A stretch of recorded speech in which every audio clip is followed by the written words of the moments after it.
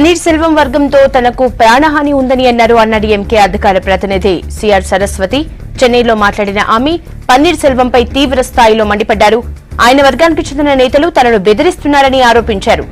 తన ప్రాణాలకు ప్రమాదం ఉంది, ఒకవేళ తనకేమైనా జరిగితే దానికి పన్నీర్ సెల్వమే బాధ్యత వహించాల్సి ఉంటుందని అన్నారు. పన్నీర్ సెల్వం అసలైన అన్నాడీఎంకే కార్యకర్త కాదని, డీఎంకేతో చేతులు కలిపారని ఆరోపించారు. మరోవైపు శశికళ ఏ రోజు కూడా సీఎం కావాలని అనుకోలేదని, అమ్మ లేరు కాబట్టి పార్టీ ప్రభుత్వ బాధ్యతలు చేపట్టాలని తామే కోరినట్లు చెప్పారు. పన్నీర్ సెల్వం మాత్రం తనకు అధికారమే అవసరం లేదని మొదట మాట్లాడి ఇప్పుడు మాట మార్చారని ఆరోపించారు. சின்னம்மா கேட்கல, இன்னைக்கு அம்மா இல்ல, அம்மா இருந்து இந்த பதவியை சின்னம்மா கேட்டிருந்தாங்கன்னா பன்னீர்செல்வம் கேள்வி கேட்கலாம். இன்றைக்கு எங்களுடைய அம்மா எங்களோட இல்லை. ஆக அம்மா இடத்தில் ஒரு பெண்ணிடத்தில் ஒரு பெண் இருக்க வேண்டும், அம்மாவுடன் பழகியவர் இருக்க வேண்டும். ஆகவே நாங்கள் கோரிக்கை வைத்துதான் சின்னம்மா இந்த பதவியை இன்னைக்கு ஏத்துட்டு இருக்காங்களே தவிர எதுக்காக ரிசைன் பண்ணிட்டு சந்தோஷமா இருக்க கூடாது? உங்களுக்கு தான் பதவி ஆசையே இல்லன்றீங்க, என்ன வற்புறுத்தி தான் முதலமைச்சரா ஏத்துக்க சொன்னாங்கன்றீங்க. இப்ப நீங்களே அந்த பதவியை எடுத்து அம்மா ரொம்ப சந்தோஷம், எனக்கு இதுல உடன்பாடே இல்ல, நீங்க சொன்னதுனாலதான் சின்னம்மா அவர்களை நான் ஏத்துக்கொண்டேன். இப்பொழுது என்னை பொறுத்த வரைக்கும் இந்த இயக்கம் நீடித்து இருக்க வேண்டும். எனக்கு முகவரி தந்தவர் அம்மா, அந்த அம்மாவுடைய கட்சி உடைந்து போக கூடாது, இரட்டை இலை சின்னம் உடைந்து போக கூடாதுன்னு திரு பன்னீர்செல்வம் சொல்லி இருந்தால் அவரை உண்மையிலே அதிமுக தொண்டர்கள் மனதார பாராட்டி இருப்போம்.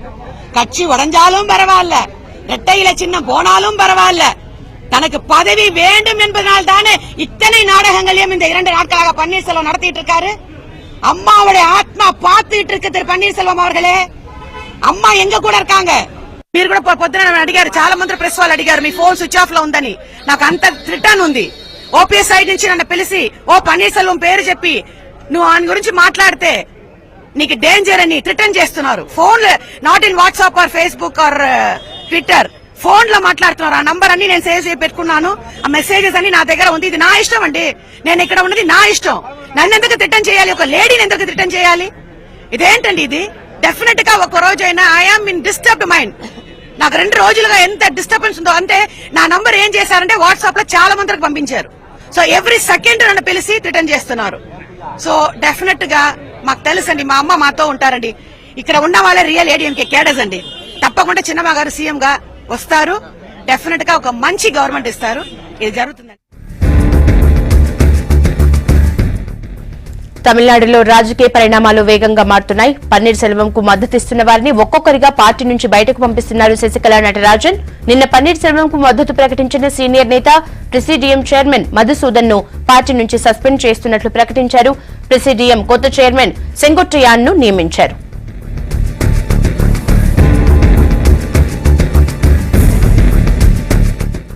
పార్టీ జనరల్ శశికళపై కంప్లైంట్ చేసినందుకే మధుసూదన్ ను పార్టీ నుంచి సస్పెండ్ చేసినట్లు చెప్పారు మాజీ మంత్రి గోకుల ఇంద్ర. శశికళ సీఎం కావాలని, తన మద్దతుగా కూడా ఉంటుందని మొదట చెప్పారని, తన ప్రాణాలు పోయేంత వరకు శశికళతోనే ఉంటానని చెప్పి ఇప్పుడు పన్నీర్ సెల్వం పక్కన చేరిపోయారని ఆరోపించారు.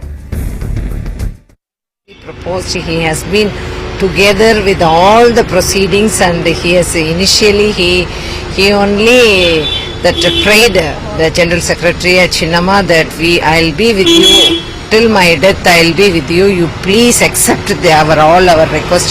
Now he is in a contradiction. He was that we received the complaint that he has gone to Election Commission and given the complaint against the General Secretary. It is against the rule of the party. So it is the decision.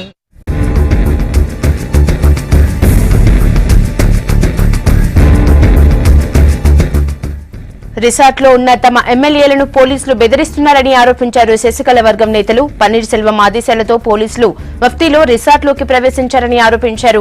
Governor ఎప్పుడైనా పిలిచే అవకాశం ఉండటంతో resort కు వచ్చామని, కానీ బలవంతంగా ఇక్కడి నుంచి పంపించే ప్రయత్నం చేస్తున్నారని ఆరోపించారు. நான் எக்ஸ்எம்எல்ஏ, நான் எம்எல்ஏ இல்ல. எம்எல்ஏ ஹாஸ்டல் இருக்கிற அத்தனை எம்எல்ஏக்களை அவர் முதலமைச்சருங்கிற ஒரே ஒரு அதிகாரத்தை வச்சுக்கிட்டு போலீஸ் மப்டியில எல்லாரும் மிரட்டி எல்லாரையும் கூப்பிடுறாங்க. அதுக்கு அவங்க தனித்தனியா அவங்க இஷ்டத்துக்கு தங்கியிருக்காங்க. அவ்வளவுதான். அவங்க எம்எல்ஏ இருந்தா ஒற்றுமையா இருக்க மாட்டாங்களா? இப்ப நீங்க இருக்க பத்திரிக்கையாளர்கள் எல்லாம் ஒண்ணா வந்திருக்கீங்க. பத்திரிக்கையாளர்கள் இல்ல கவர்னர் இப்ப உள்ள சூழ்நிலை கவர்னர் எப்ப வேணாலும் கூப்பிடலாம். இப்ப உள்ள சூழ்நிலையில கவர்னர் எப்ப வேணாலும் கூப்பிடலாம். அவங்களாம் 200 கிலோமீட்டர் 300 கிலோமீட்டருக்கு அங்கிட்டு இருக்காங்க. எப்படி ஒண்ணு கூட முடியும்? இப்ப அவங்க எல்லாம் ஒரே ரூம்ல ஒரு காம்பஸ்ல இருக்காங்க. அப்படியே சேர்ந்து வந்து நாங்க எப்ப வேணாலும் கூப்பிடலாம்னு வந்து இருக்காங்க. அவ்வளவுதான் சார். ஒரே क्वेश्चन சார் 130 MLA சப்போர்ட்ல இருக்காரு இல்லையா? What is the point in bringing them all to this place, sir? அங்கதான் you can be in your constituency whenever you have to support, you can come and support Chinnamma, make her CM. 130 MLA இல்ல. அவங்க இஷ்டத்துக்கு அவங்க இருக்காங்க. அவங்க அது தெரியாது. எனக்கு வேண்டியவங்க 2-3 பேரை பார்த்துட்டு வந்தோம்.